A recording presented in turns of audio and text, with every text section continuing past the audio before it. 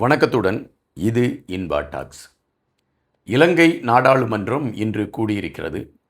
இந்த நாடாளுமன்றத்தில் பல விடயங்கள் பேசப்படக்கூடிய ஒரு களமாக இருக்கக்கூடிய அதே வேளையில் இலங்கையே இந்தியாவிற்கு தாரை வார்த்து விடுங்கள் என்கின்ற ஒரு பதம் இலங்கை அரசியல் களத்தை அதிர வைத்திருக்கிறது என்பதுதான் நிஜம்.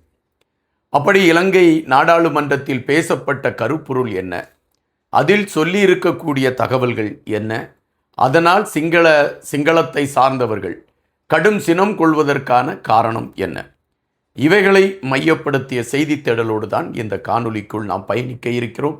எனவே காணொலியை நீங்கள் கடைசி வரை பாருங்கள். எங்களுடைய வலையொலிக்கு நீங்கள் புதிதாக வந்திருந்தால் பகிர்ந்தளியுங்கள். நாங்கள் வெளியிடக்கூடிய காணொலிகள் தொடர்ச்சியாக உங்களை வந்து அடைவதற்கான ஒரு களத்தை அது எட்டும். இலங்கை நாடாளுமன்றம் சில நேரங்களில் அதிர்வுகளை ஏற்படுத்தும். ஒன்று, தமிழர்களுக்கு எதிரான நிலைப்பாட்டை அது கொண்டதாக அமையும், அல்லது தமிழர்கள் இலங்கை ஆட்சியாளர்களை சிந்திக்க வைக்கக்கூடிய ஒரு களத்தை எடுப்பதற்காக அதிரடியான கருத்துக்களை பதிவிடக்கூடிய ஒரு களத்தை அவர்கள் எடுப்பார்கள். முன்பு சுதந்திரத்திற்கு முன்பு, அதாவது இந்தியாவும் இலங்கையும் சுதந்திரம் அடைவதற்கு முன்பாக வெள்ளையர்களுடைய ஆட்சி பீடத்தில் அப்பொழுது இலங்கையும் இந்தியாவும் இருக்கிறது.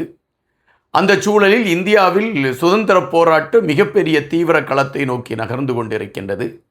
அதுபோல இலங்கையிலும் சுதந்திர போராட்டம் வேகம் கட்டி கொண்டிருக்கின்றன. அந்த சூழலில் அப்பொழுது இளைஞராக இருக்கக்கூடிய ஜெயவர்த்தனா அந்த போராட்டத்தில் களம் அமைத்து கொண்டிருக்கின்றார். திடீரென்று அவர் நேருவுக்கு ஒரு கோரிக்கையை வைக்கின்றார். அது என்ன கோரிக்கையை வைத்தார் என்றால், நீங்கள் இந்தியாவிற்கு சுதந்திரம் வாங்க போறீர்கள், எனவே இந்தியாவிற்கு சுதந்திரம் கிடைக்கக்கூடிய அதே நேரத்தில் எங்களுடைய இலங்கை மண்ணுக்கும் சுதந்திரம் கிடைத்துவிடும்.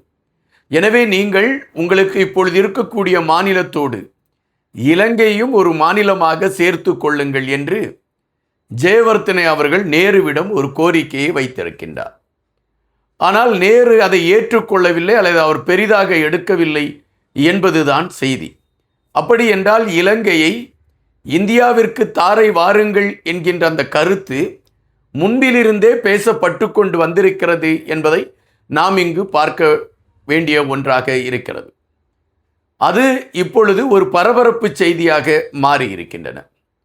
இன்று இலங்கை நாடாளுமன்றத்தில் வைத்தியர் அர்ஜுனா அவர்கள் பேசுவதற்கான ஒரு களத்தை எடுக்கின்றார். இதற்கு முன்பு கூட ஒரு முறை இதே நாடாளுமன்றத்தில் வைத்தியர் அர்ஜுனா அவர்கள் பேசுகின்ற பொழுது, யாழ்ப்பாணத்தையும் மட்டக்களப்பையும் கச்சத்தீவையும் நீங்கள் தமிழகத்தோடு கொடுத்து விடுங்கள், காரணம் நாங்கள் நிம்மதியாக இருப்போம் என்கின்ற கருத்தை அவர் பதிவிட்டார்.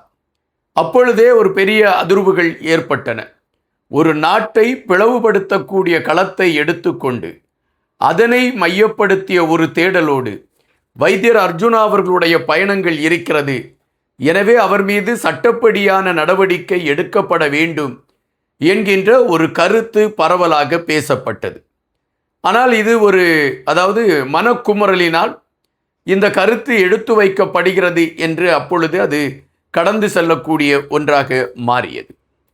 தற்பொழுது ஏறக்குறைய இன்று நாடாளுமன்றத்தில் வைத்தியர் அர்ஜுனா அவர்கள் தன்னுடைய கருத்தை பதிவிடுகின்ற பொழுது, ஒட்டுமொத்தமான இலங்கையும் இந்தியாவிற்கு தாரை வார்த்து விடுங்கள், நான் இலங்கையை எதிர்த்து இந்த கருத்துக்களை பதிவிடவில்லை, அல்லது இலங்கையின் செயல்பாடுகள் ஒரு சரியானதா என்கின்ற கேள்விக்குள் நான் செல்லவில்லை. ஆனால் தற்பொழுது உள்ள சூழலில் அங்கு இருக்கக்கூடியவர்கள் ஒரு நாட்டை எப்படி காக்கிறார்கள் என்பதற்கான அடையாளத்தை பார்த்துவிட்டு நான் உங்களுக்கு சொல்கிறேன், இலங்கையை தாரை வார்த்து விடுங்கள் இந்தியாவிற்கு என்று. வைத்தியர் அர்ஜுனாவுடைய இந்த பேச்சு கடும் விமர்சனங்களை ஏற்படுத்தலாம், அல்லது சிங்களர்கள் மத்தியிலே ஒரு கோபத்தை ஏற்படுத்தலாம். ஆட்சியாளர் அனுரா மனதில் கூட எதற்காக இவர் இப்படி ஒரு பிரிவினை கருத்துக்களையே பேசிக்கொண்டிருக்கிறார் என்கின்ற கேள்வி எழுப்பலாம். அல்லது ஒட்டுமொத்தமாக இலங்கையில் ஒரு பிரிவினையை தூண்டுவதற்கான ஒரு களத்தை எடுத்துக்கொண்டு இவர் இதுபோன்ற செய்திகளை எடுத்து வைக்கிறாரா என்கின்ற கேள்விகள் கூட அவர்களுடைய மனதில் எழும்பலாம். ஆனால் வைத்தியர் அர்ஜுனாவுடைய நோக்கம் என்ன, எதற்காக இதுபோன்ற கருத்துக்களை அவர் பதிவிடுகிறார் என்கின்ற கேள்வியை நாம் அவரிடம் வைத்த பொழுது வைத்தியர் அர்ஜுனாவுடைய மனநிலை வேறொரு கோணத்தில் இருக்கிறது. காரணம், நாங்கள் இந்த மண்ணில் வாழ்ந்து கொண்டிருக்கின்றோம். எங்களுக்கான உரிமை என்னவென்று வரையறுக்கப்படவில்லை. எங்களுடைய மக்கள் இன்று வரை கண்ணீரில்தான் பயணித்து கொண்டிருக்கின்றார்கள். அவர்களுக்கான விடியலை நோக்கிய ஒரு நகர்வை எந்த அரசும் கொடுக்கவில்லை. நாங்கள் பலமுறை போராடி பார்த்து விட்டோம். ஆயுதங்களை எடுத்து போராடி பார்த்து விட்டோம். அகிம்சையில் போராடி பார்த்து விட்டோம். ஆனால் இன்று வரை எங்கள் மக்களுக்கான ஒரு நீதியோ அவர்களுக்கான வாழ்வியலை கட்டமைப்பதற்கான ஒரு களங்களோ உருவாக்கப்படவில்லை என்பதுதான் வருத்தமான பதிவாக இருக்கின்றது. இந்த நாட்டில் இவ்வளவு இன்னல்களை நாங்கள் பட்டுக்கொண்டு பயணிப்பதை விட எங்களை இவர்கள் தாரை வார்த்து விட்டால் நாங்கள் இந்தியாவிற்கு சென்று சற்று நிம்மதியாக இருப்பதற்கான ஒரு களம் எங்களுக்கு அமையுமே என்கின்ற வேதனையின் வெளிப்பாடாகத்தான் இந்த கருத்துக்களை நான் பதிவிட்டிருக்கிறேன் என்று வைத்தியர் அர்ஜுனா குறிப்பிட்டிருக்கின்றார்.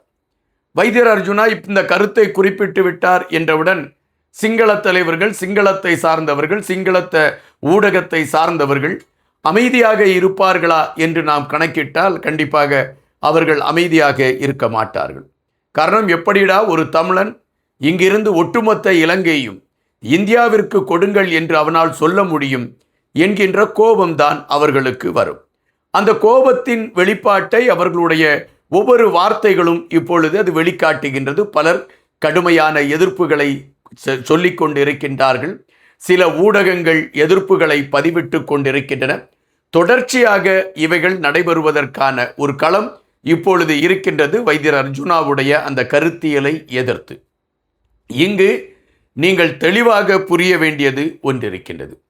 ஒரு நாடாளுமன்ற உறுப்பினர் என் நாட்டை இன்னொரு நாட்டிற்கு கொடுத்து விடுங்கள் என்று நாடாளுமன்றத்தில் சொல்வதனால் அந்த நாடு இன்னொரு நாட்டிற்கு சென்று விடுமா என்றால் அது இல்லை. ஆனால் அந்த நாட்டில் இருக்கக்கூடிய வேதனையின் வெளிப்பாடுகள் வருகின்ற பொழுது ஒரு உள்ளக்குமுறல் ஏற்படுவது இயற்கைதான்.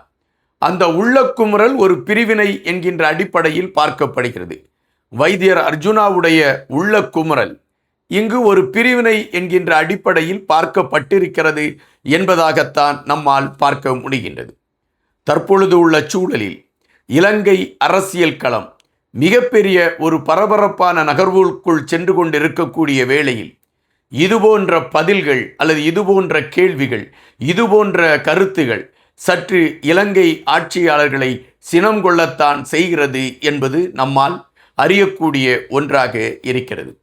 வைத்தியர் அர்ஜுனாவுடைய இந்த கருத்தியலை ஜனாதிபதியாக இருக்கக்கூடிய அனுரா ஏற்றுக்கொள்வாரா என்றால் அது கேள்விக்கணைகள்தான். எனவே இந்த கருத்துகள் இப்பொழுது சற்று அதிர வைத்திருக்கிறது என்பது மட்டும் நிஜம். நன்றியுடன் இன்பா.